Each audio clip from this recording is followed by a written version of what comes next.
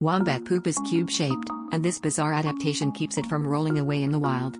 Imagine stumbling upon a pile of tiny brown cubes in the Australian wilderness.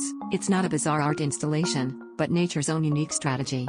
These marsupials have evolved to produce up to 100 cube-shaped droppings each night, strategically deposited to mark territory and communicate with fellow wombats.